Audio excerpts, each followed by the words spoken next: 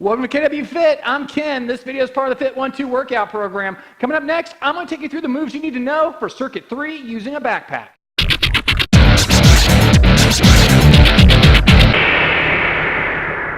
Now for Circuit 3, we changed it up a little bit. Now we still have 6 moves per round and we're trying to get 4 rounds within 30 minutes, but now instead of doing 12 to 15 reps, we're doing 8 to 12 reps. That means if you can do more than 12 reps, you need to add weight to that movement. If you can't get to 8 reps, then you need to lighten your load until you can get within that range. Okay, let's get on to the moves. First up for this workout, we got pull-ups or lat pull-downs. If you have access to a pull-up bar, these are just going to be standard pull-ups, okay? Palms are facing away from you. You're going to come down as low as you can, bring your body up, and then back down again. If you need some help, you can put a chair underneath you and use one of your legs to kind of help get you up to the top. Now, don't let your legs do all the work. It's there just to guide you so that you can get enough strength built up over time to be able to do a pull-up on your own.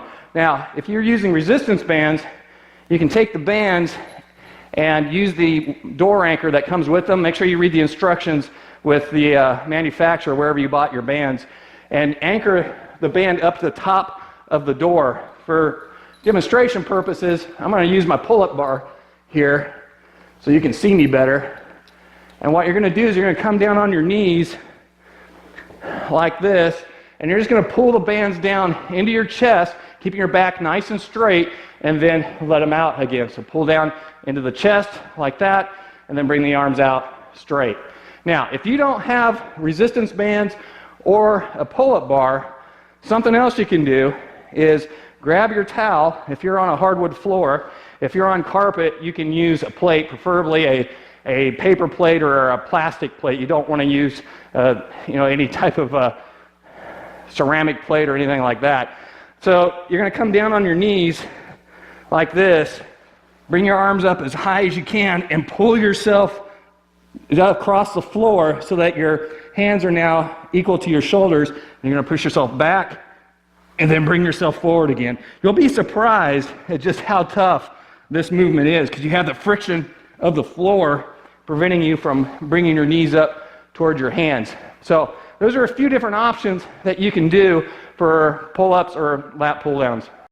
So now we're going to move on and do some shoulder presses. I'm going to start by taking the backpack. I'm going to grasp this handle here at the top by bringing my thumb below it and then wrapping my hands around it just like that so I have a good firm grip. I'm going to work my right arm first. So I'm going to have my left leg forward in that lunge position. My right leg is straight behind me. I'm going to bring the bag up so I got a 90-degree angle here in my elbow, and I'm going to press up over my head just like this and straighten my arm out. And as I bring it back down, I'm just going to go down until I have that 90-degree angle again in my elbow and then press up from there. I don't want to come all the way down because if I come all the way down here, it takes the stress off the deltoid and gives the muscle a chance to relax. I want to make sure that we keep constant tension on it throughout this movement. So I'm only bringing it down until I get that 90-degree angle in my elbow, and then from there, I'm pressing up. Notice also I have this bag slightly in front of me. I don't have it back here next to my ear. I have my wrist slightly in front of my shoulder as I'm pressing up, and then as I bring it back down again. Now remember, we're in that 8 to 12 rep range, so if you can do more than 12 reps, you need to put more weight in here. If you can't get to 8 reps, then you need to lighten the load. Once I'm done with the right side, I'm going to switch up to the left side, same grip, thumb through the handle, wrap the fingers around. My right leg is forward, left leg is straight behind me, my back is nice and straight, shoulders are down and back. Start off by getting my elbow into that 90-degree angle, press straight up, and then back down again, just like that, up and down. Next up, we have hammer curls. Now to do this, I'm going to get into that lunge position once again, and I'm going to grab the shoulder straps here on my backpack, just like I'm going to grab a hammer and swing it to drive a nail. So I'm going to grab it just like this. My palm is facing the opposite wall. I'm going to bring my arm down, and my elbow is going to be glued right next to my side, nice and tight. Back is nice and straight. Shoulders are down and back. I'm just going to bring my arm up just like I'm about ready to swing a hammer, and then bring it down in a controlled fashion, keeping that elbow tied next to my side, just like that. So I'm going to go down, nice and controlled, bring it up, nice and controlled. Remember, don't let that weight just drop down. Control it on the way down. Now, once I've done my 8 to 12 reps on my right side, I'm going to switch it up.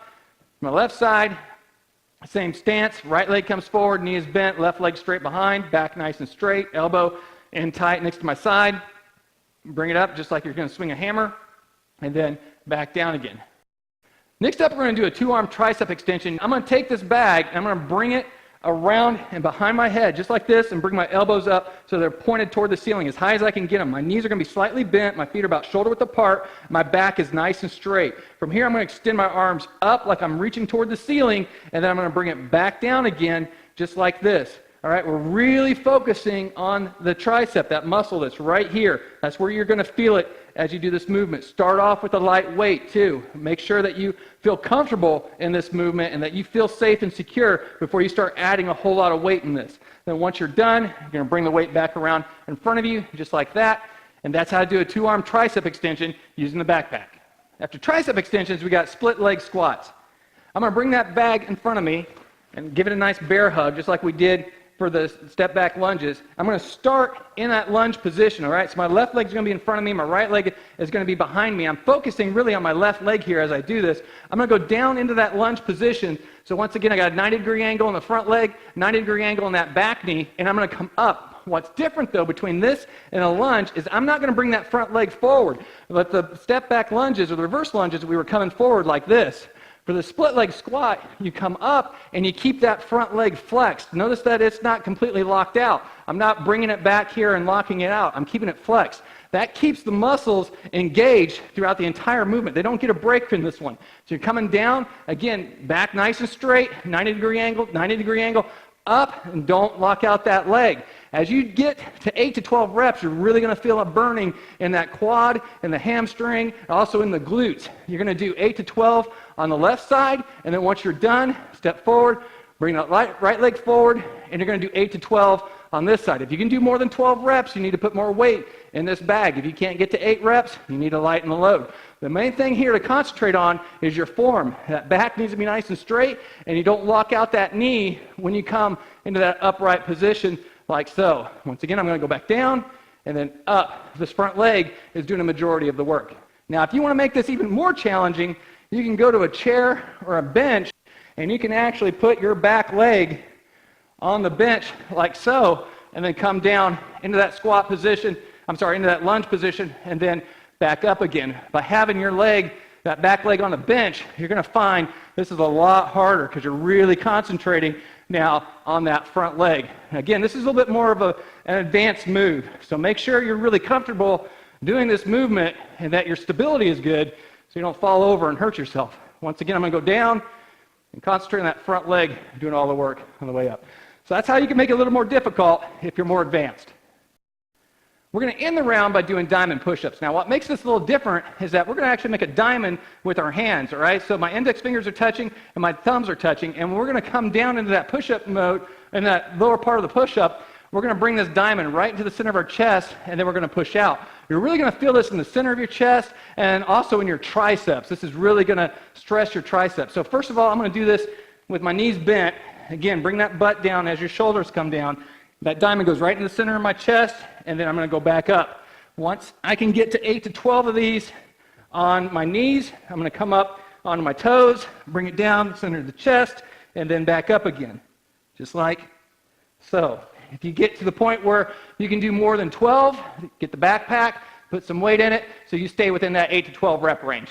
Those are the moves you're going to need for the Circuit 3 workout. Make sure you have your workout guide next to you and that you're recording everything that you do in that guide so that the next time you do this workout, you can try to improve, whether you're adding more rounds, more weight, more reps. But again, the goal is to try to improve every time you do the workout. Okay, good luck. I'll see you next time.